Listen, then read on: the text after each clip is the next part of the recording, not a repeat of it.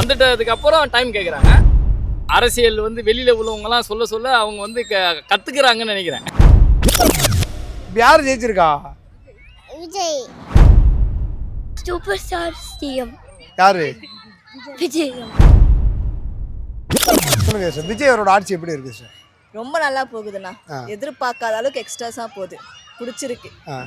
நீங்க சொல்லுங்க சார், இந்த ஒரு மாசம் விஜய் அவரோட ஆட்சி எப்படி இருக்கு சார்? நல்லா தான் இருக்கு. அதுவும் நாங்கள் எங்கள் ஏரியாவில் பார்த்தா ப்ரொடெக்ஷன்லாம் நல்லா தான் இருக்கு. எங்களுக்கு சேஃபாக ஃபீல் ஆகுது. சேஃபாக ஃபீல் இருக்கு. ஆனால் ரொம்ப பேர் ரொம்ப குறை சொல்றாங்க, இந்த மாதிரி தெரியாம சினிமாக்காரங்க கையில் ஆட்சியை கொடுத்துட்டோம் அப்படின்னா சொல்றாங்க. எப்படி பாக்குறீங்க? சொல்கிறவங்க சொல்லிட்டு தான் இருப்பாங்க. அதுக்கு என்ன பண்ண முடியும்? 1 மந்த்தில் இவ்வளோ ப்ராக்ரஸ் இருக்கிறது பெஸ்ட்டு தானே. விஜய் அவர் எப்படி பாக்குறீங்க? இதுக்கு முன்னாடி ஏதாவது முதல்வர் இவ்வளவு நேரம் இருந்து இந்த மாதிரி எல்லாம் பார்த்துருக்கீங்களா? நான் பார்த்ததில்ல. இப்போ நீங்கள் விஜய்க்கு ஓட்டு போட்டீங்க இல்லைங்களா? விஜய்க்கு ஓட்டு போட்டீங்க. சிலவங்க வந்து நாங்கள் தெரியாமல் ஓட்டு போட்டேன்னு சொல்கிறாங்க, அப்படின்னு நீங்கள் நினைக்கிறீங்களா? இல்லை, எனக்கு தெரியாமல் ஓட்டு போட்டேன்றது வந்துட்டு அதுதான் வந்து தப்பான விஷயமே. அது வந்துட்டு ஒரு ஓட்டு, அந்த ஓட்டுக்கு வந்து நம்ம காசு வாங்குறது ஒரு ஓட்டுக்கு எவ்வளோ தப்பான விஷயமோ அதோட தப்பான விஷயம் நான் தெரியாமல் போட்டேன்னு சொல்கிறது. நீ போட்டுட்டு தப்புன்னு சொல்கிற அப்படின்னா அப்போ நீ எவ்வளோ மூடத்தனமாக இருக்க. ஃபஸ்ட்டு நீ அப்போ கரெக்டாகுது. அதுக்கப்புறம் வந்துட்டு இப்போ அவருக்கு வந்து 1 மந்த்து இது வந்திருக்கு. இதுக்குள்ளே வந்து இவர் அதுக்கு சப்போர்ட்டு இவங்களை இது பண்ணுறாங்க. ஹராஸ்மெண்ட் நிறைய நடக்குது.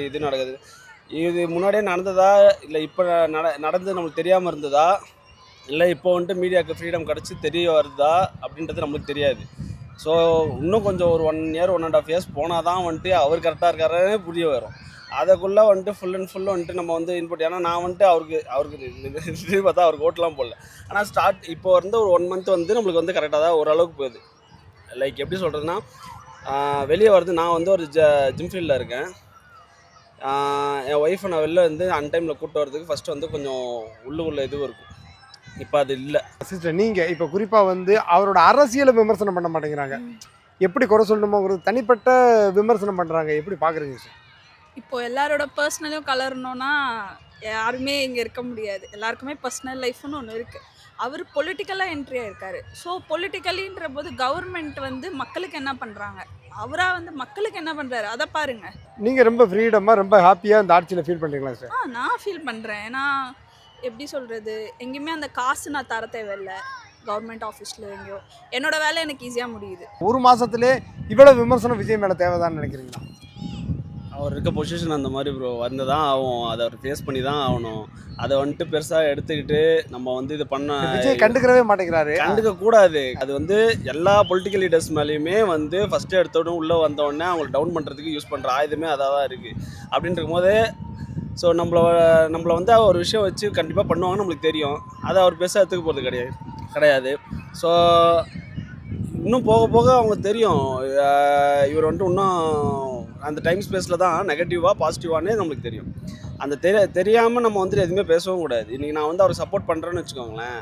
நான் வந்துட்டு ஓட் பண்ணல அவருக்கு, இருந்தாலும் நான் அவர் சப்போர்ட் பண்ணி பேசுகிறோம் அப்படின்னாவே இந்த 1 மந்த் ப்ராக்ரஸில் இப்போ கூட வந்துட்டு பக்கத்தில் இதில் ஐநாவரத்தில் ஒரு இதுவாச்சு. சிங்கப்பெண் இதில் வந்துட்டு ஃபஸ்ட்டு ஒரு இதுவாச்சு. அந்தளவுக்கு உடனே இது பண்ணுறதும் கேர்ள்ஸ் ஸ்கூலுக்கு வந்து போய்ட்டு ப்ரொடெக்ஷன் கொடுக்குறதும் இந்த அளவுக்கு வந்துட்டு ஃபஸ்ட்டு இருந்ததான்னு கேட்டால் அம்மாச்சில் ஃபஸ்ட்டு ஸ்டார்டிங்கில் ஒரு டைம் இருந்தது. அது நான் ஸ்கூல் படிக்கிற டைமில் இருந்தது. அதுக்கப்புறம் எவ்வளோ கேப் இருந்தது, நடுவில் எவ்வளோ பிரச்சனை வந்துச்சு, ஏன் அந்த ப்ரொடெக்ஷன் கொடுக்கலான்னு கேட்கலாம்ல. அப்போது ஒருத்தர் மேலே ஒன்று வச்சுன்னு போனோம்.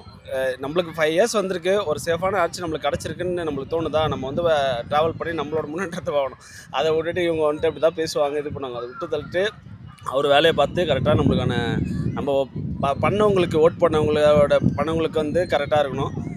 அதுக்கப்புறம் இப்போ நெக்ஸ்ட் டைம் வந்தாருன்னா நான் போகிறது கூட வாய்ப்பு இருக்குது. உண்மையாக சொல்ல போனால் இப்போ நல்லா இருக்குது ஆட்சி. எங்களுக்கு தெரிஞ்ச வரைக்கும் கொஞ்சம் நிம்மதியாக இருக்குது. வெளியெல்லாம் வர்றதுக்கு எல்லாமே ஓகே. எங்களுக்கு தெரிஞ்ச வரைக்கும் போன ஆட்சியில் பார்த்தீங்கன்னா ரவுடிசம், எங்கள் பின்னாடி வந்து ஒரு பையன் வந்துட்டே இருப்பான், திமுறாக போவான். இப்போ பார்த்தீங்கன்னா எங்களை பார்த்துட்டு பயந்துட்டு போகிற மாதிரி இருக்குது. ஏன்னா இது வந்து எங்கள் லைஃப்பில் இப்போ ஒரு ரீசனாக நடந்துச்சு. எனக்கு ஸ்கூலுக்கு போகும்போது பைக்கில் வந்துட்டே இருந்தான். திரும்பி பார்த்தோன்னே கடகடன்னு ஓடுறான் அந்த பையன். ஆனால் போன ஆட்சியில் பார்த்தீங்கன்னா அந்த இது இல்லை. இப்போ வந்து நாங்கள் கம்ஃபர்டபுளாக இருக்குது. இப்போ பாருங்கள், மணி ஆகுது, 8 ஆகிடுச்சு. ஆனால் நாங்கள் ரெடில்ஸ் வரைக்கும் போகணும். ஆனால் தைரியமாக போவோம் நாங்கள். ஏன்னா எங்கள் அண்ணன் வந்ததுனால நல்லாயிருக்கு. ஒரு விஷயம் சொல்ல போனால் எந்த ஆட்சியிலையுமே வந்தோடனே யாருமே செய்யலையே.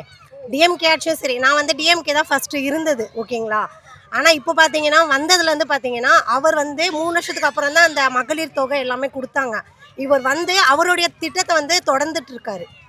அதனால பார்த்தீங்கன்னா ரொம்ப ஹாப்பியாக இருக்குது எங்களுக்கு. மகளிர் திட்டம் வந்து எங்களுக்கு இப்போவே வேணும்னு யாருமே கேட்கல. எங்களுக்கு பாதுகாப்பு தான் ஃபஸ்ட்டு தேவை. அந்த பாதுகாப்புன்றதே எங்களுக்கு கண்டிப்பாக கிடச்சிருச்சு. அது சிங்கப்பெண் திட்டம் வந்து அவர் சொன்னார், நான் வந்தோடனே ஆட்சி கொண்டு வருவேன்னு சொன்னார். அந்த ஒரு விஷயமே செஞ்சுட்டாரு. அதனால் வந்து எங்கள் அண்ணா வந்து எப்போவுமே வந்து சொல்ல மாட்டார், செய்வார். சொல்லிவிட்டு இன்னும் அதிகமாகவே செய்வார்.